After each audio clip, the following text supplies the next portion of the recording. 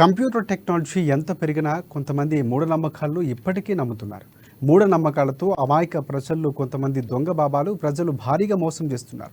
వికారాబాద్ జిల్లా కొడంగల్ నియోజకవర్గం పరిధిలోని మద్దూరు కేంద్రంలో నడిబొట్టున ఉన్న ఓ మసీదులో ఈ వ్యవహారం గత 2-3 సంవత్సరాల నుంచి కొనసాగుతోంది. ఈ దొంగ బాబా పేరు మహబూబ్ అలీ.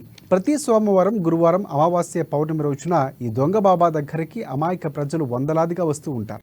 మూఢనమ్మకాలతో అమాయక ప్రజలకు మీకు దెయ్యాలు, భూతాలు వెంటాడుతున్నాయని, తాను ఆ దేవుడి రూపంలో ఉన్నానని నిమ్మకాయలతో, కొరడాతో కొడుతూ వారిని చిత్రహింసలకు గురిచేస్తూ వారి దగ్గర నుంచి భారీ ఎత్తున డబ్బులు వసూలు చేస్తున్నారు. ఈ వ్యవహారం అంతా పట్టపగలే జరుగుతున్నా అటు పోలీసులు కానీ, అధికారులు కానీ చూసి చూడనట్లు వ్యవహరిస్తున్నారని స్థానిక ప్రజలు మండిపడుతున్నారు. ఇక దీనిపై విజ్ఞానదర్శిని వ్యవస్థాపక అధ్యక్షులు రమేష్ స్పందిస్తూ ఈ దొంగ బాబాపై సోషల్ మీడియాలో వైరల్ అవుతున్న వీడియోలపై ఘాటుగా విమర్శించారు. ఇలాంటి వారిపై చట్టపరమైన చర్యలు తీసుకుని కేసు నమోదు చేయాలని ఆయన డిమాండ్ చేశారు.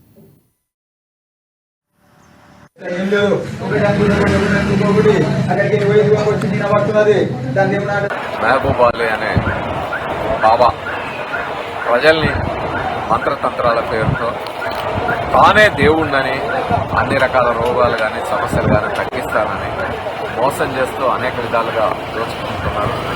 ఈ వార్త సోషల్ మీడియాలో బాగా చక్కర్లు కొడతా ఉంది. ఇప్పటికైనా పోలీసులు స్పందించి వెంటనే సుమోటగా ఆ బాబా మీద కేసులు పెట్టాలని విజ్ఞానదర్శిని డిమాండ్ చేస్తున్నది.